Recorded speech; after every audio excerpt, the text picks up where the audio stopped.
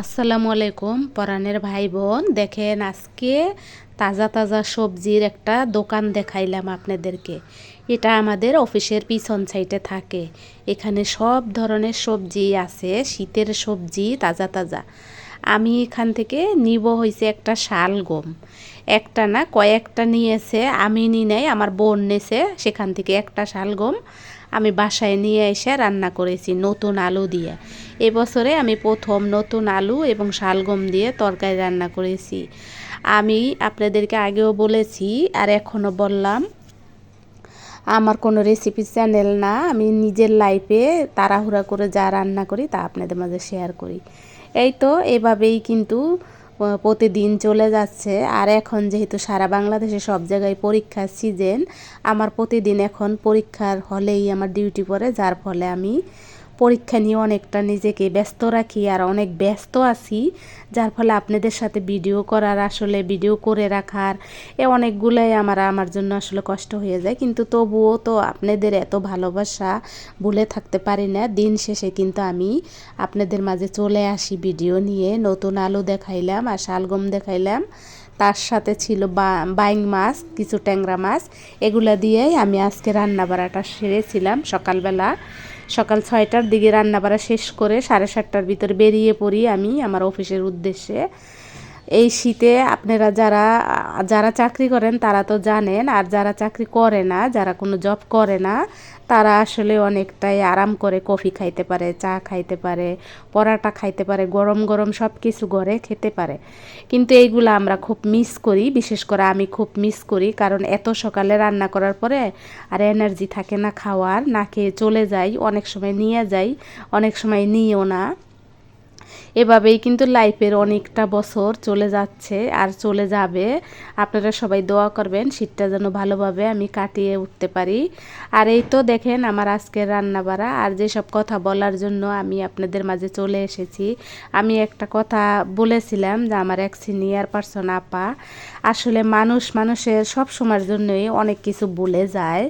যেমন আপনি যদি মনে করেন যে আপনারে আমি সম্মান করি না বা আপনারে কেউ সম্মান করে না, কিন্তু এটা মনে কইরা আপনি যাইয়ে যাতে জোর করে তার থেকে সম্মান আদায় করা যায়, যাইয়ে এখানে ওখানে তার নামে বিচার দিতে থাকেন, করতে থাকেন, এটা কি কোনো ভালো মানুষের শোভা পায়? পায় না। কোনো ভালো ভদ্র মানুষের শোভা পায় না। আসলে সব জায়গায় এরকমই আছে। কারণ হইল কি, মানে কিছু কিছু জিনিস আছে যেগুলো আসলে সহ্য করার মতন না, যেগুলো আসলে সহ্য হয় না, কিন্তু কিছু করার নাই। যেমন দেখেন আমাদের ইউটিউবেই অনেক আপুরা ভাইয়ারা, পরাণের ভাই বোন, অনেকেই অনেকের অনেকভাবে কমেন্টস করে। আমি দেখি অনেকের কমেন্টসেই অনেক ধরনের, আবার অনেকে ভালো ভালো কমেন্টসও করে। যাই হোক, যে কথাটা বলতেছিলাম, একজন ব্যক্তি সামনের থেকে সে যেহেতু তাকে পাত্তা দিছে না, কিন্তু সে পাত্তা নেওয়ার জন্য কত রকমের যে চেষ্টা করে, এখানে ওখানে, এর কাছে ওর কাছে গিবাত গিয়ে বেড়ায়, এর কাছে ওর কাছে এটা ওইটা বইলে বেড়ায়, মানে তার গুণ তার খুঁত কীভাবে খুঁজে খুঁজে বের করা যায় এই চেষ্টা করে। মানে এই ধরনের মানুষের যে আসলে কি করা যায়, আপনারা একটু পরামর্শ দেবেন। যেমন আমার লাইফে কিন্তু এই ধরনের কিছু মানুষ আছে, এই ধরনের মানুষ আমার লাইফে আছে, এবং আমার লাইফে কেন, এরকম আমাদের অনেকের লাইফেই এই ধরনের মানুষ আছে। মানে তাকে পাত্তা দেবেন না, কিন্তু সে পাত্তা নেওয়ার জন্য যে যত কিছু দরকার আছে, আপনাকে যত রকমের চেষ্টা করবে যাতে আপনি তাকে পাত্তা দেন, আপনি তাকে সম্মান করেন। আসলে সে সম্মানের যোগ্য না। তাকে নিজের থেকে সম্মান করলে সে সময় সে সেই সম্মান নেয় না, হেলা করে, কিন্তু পরবর্তীতে তাকে যখন পাত্তা দেওয়া হয় না, তখন সে সম্মান নেয়ার জন্য এর কাছে ওর কাছে বিচার দিতে থাকে। মানে কি বলবো, এর থেকে ছোট লোক মানুষ আমি পৃথিবীতে আর দেখি নেই, এমন মানুষ।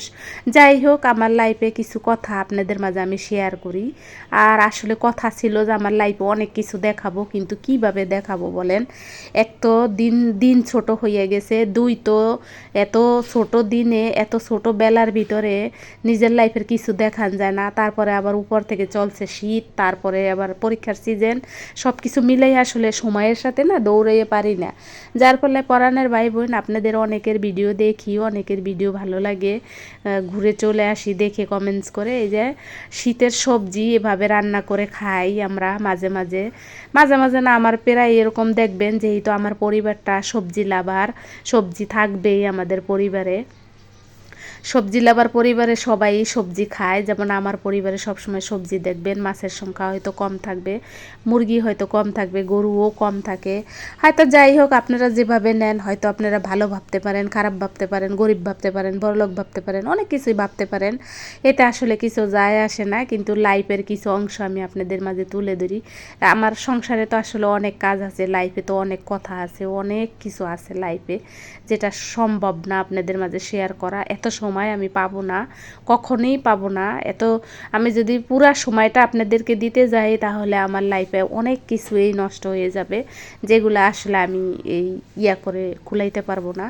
যাই হোক, আমি আপনাদের মাঝে যে কথাগুলো শেয়ার করলাম, আপনারা আমার পরামর্শ দেবেন যে পাত্তা দিতে না চাইলে সেই ব্যক্তি পাত্তা নিতে চাওয়ার জন্য যত যা দরকার আছে, যত রকমের গিবাদ আছে, বদনাম আছে, যত রকমের বিচার আছে, আচার আছে, এগুলো করতে থাকে, বেড়াইতে থাকে বইলা বইলা।